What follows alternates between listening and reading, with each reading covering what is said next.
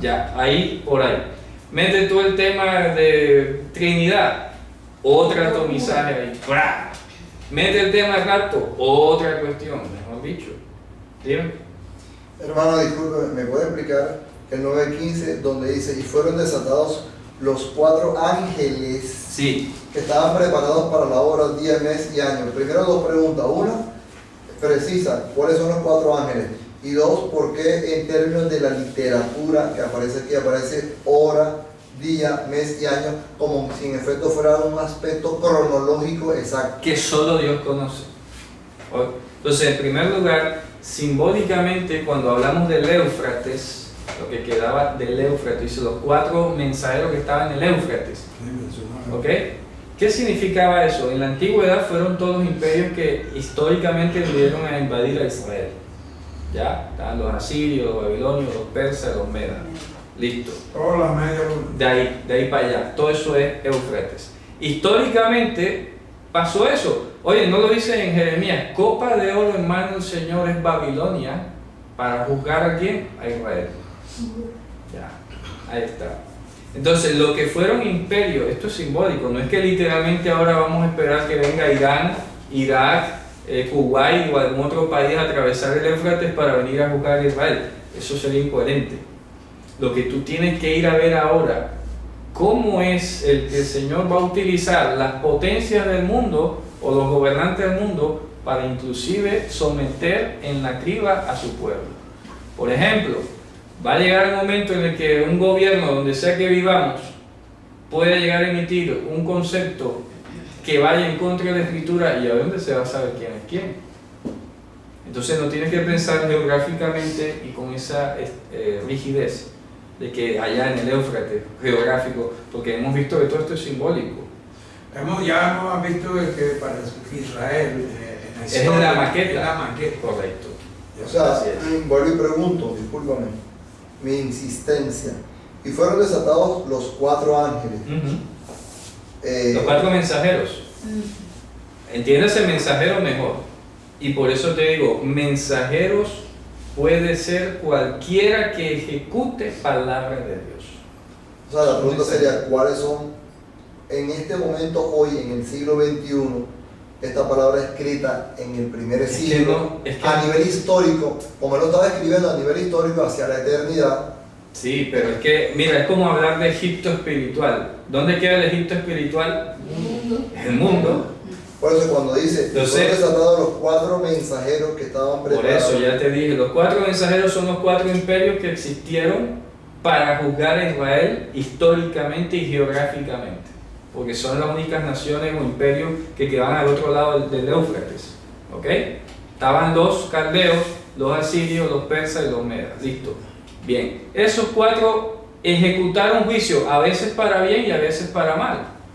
Acuérdate que Ciro, rey de Persia, benefició a Israel. Ayudó, claro. Darío también. En cambio, Nabucodonosor y el otro, ¿cómo es? Y los asirios fueron juicio. Entonces, esos 4 mensajeros que están al otro lado del Éufrates, históricamente fueron esos reinados. Hoy tienes que proyectarlo, no vas a identificar una nación, porque repito, hay un Egipto territorial, pero hay un Egipto que es espiritual. Evidente. Hay una ceguera. Claro. Entonces, si Egipto territorial hoy es el mundo, ¿ok?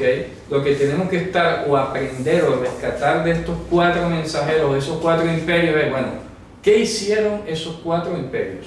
Pero la pregunta es, estos 4 imperios aquí son simbólicos del pasado. Claro. Pero como obviamente la literatura, y ahí intervengo, y fueron desatados. Está en pasado.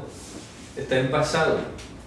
Ok, bien, entonces ahí viene el quiebre, ahí viene la inflexión lingüística, en la medida que dice, y fueron desatados. Ok, pareciera que en ese momento en que se hablaba de una profecía futurista. Te voy a explicar, para que entiendan, es como una nota textual.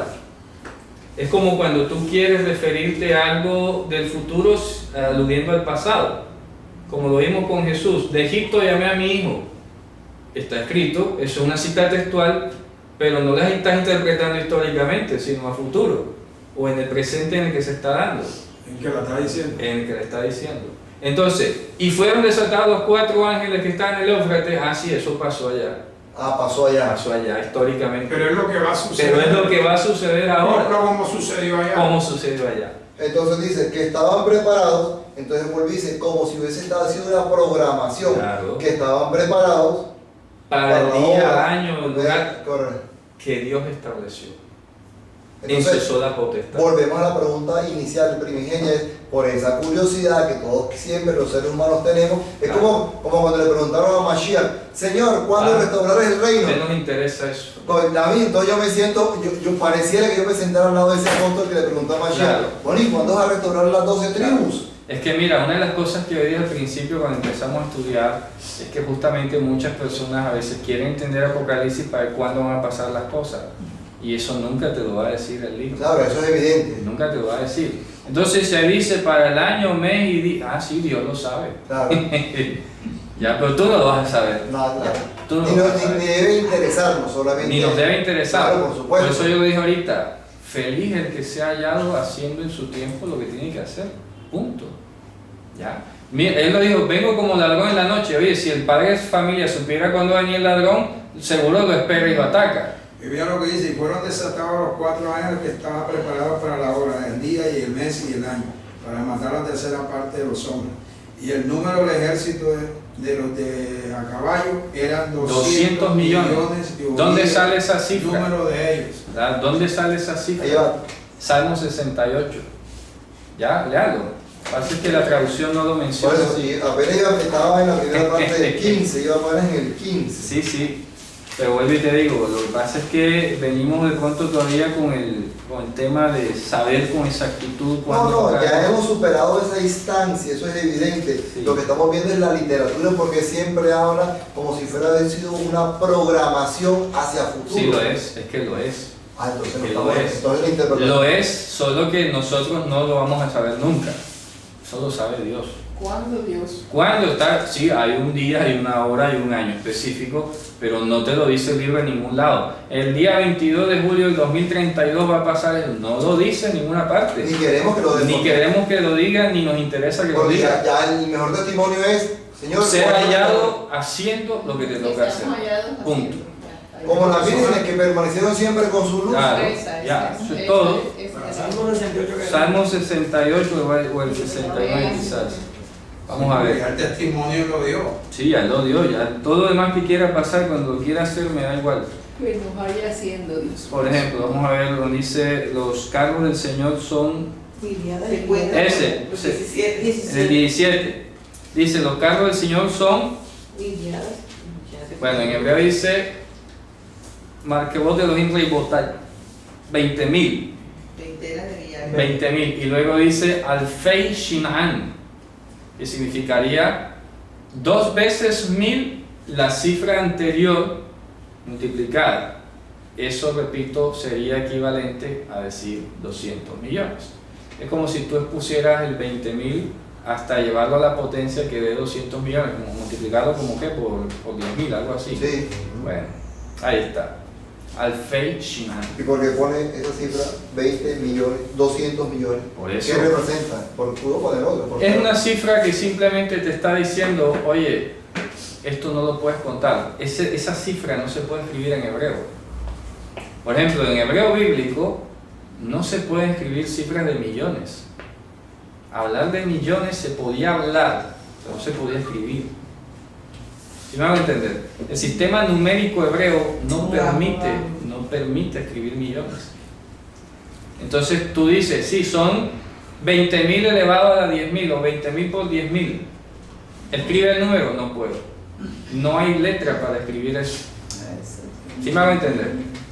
Esto es una cifra que Es- no puedes estimar. Hermano, no puedes entonces pensar. en esa explicación precisa, iba en el 15, ya entendimos, perdón que te interrumpo, a fin de matar la tercera parte de los hombres, ya lo vimos, viene ahora, que dice, y el número de los ejércitos de los jinetes era de 200 millones, cuando habla de 200 millones está más claro en el 68-17 porque habla de ventenas de millares, Ajá. en su lenguaje original es más claro, amplio, Claro.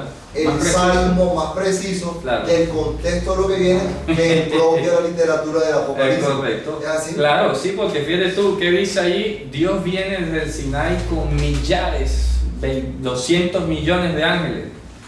¿Ya? En Deuteronomio se compara la venida del Señor al monte Sinai como un aguacero. ¿Cuántas gotas caen? ¿Ya? 200 millones. No vas a contar eso. ¿Ya? Tú lo dices, es como un decir, oye, te he dicho 1000 veces. ¿Ya? Pero tú no has contado las veces, ¿cierto? Simplemente estás usando una fuerza de expresión y en este caso uno de los números, quizás creo yo que es el número más grande que menciona la Biblia, es 200 millones. No creo que haya un número más grande que ese en la Biblia. Pero Claro. para allá dice que te bendiga por allá en Deuteronomio 7000 veces por. No dice No hay otro número más grande que ese. Repito, no lo hay. Porque es el número más grande que se pudo decir y que no se pudo escribir. ¿Ya? Todo lo demás es puro multiplicación, lo que sea, pero no está escrito así textualmente. No ¿Sí más está claro? Entonces, ¿qué está representando esos 200 millones? Ahí está, vino el Señor con sus 200 millones de carroza, ¿cierto? Está diciendo un número Es incalculable. un número incalculable que no puedes manipular, que no lo puedes escribir. Lo puedes hablar, lo puedes pronunciar, pero no lo puedes representar. ¿Qué está simbolizando? La venida de Dios con todas sus miriadas de ángeles, Toda su potencia. con toda su representa la potencia, venida del Señor. que va a ejecutar juicio y bendición a la vez. ¿Ya? Juicio y bendición. Juicio para el que está en su cuento y bendición para el que es de lo suyo. Eso es todo. ¿Cierto? Bueno, Javerín, entonces ya hemos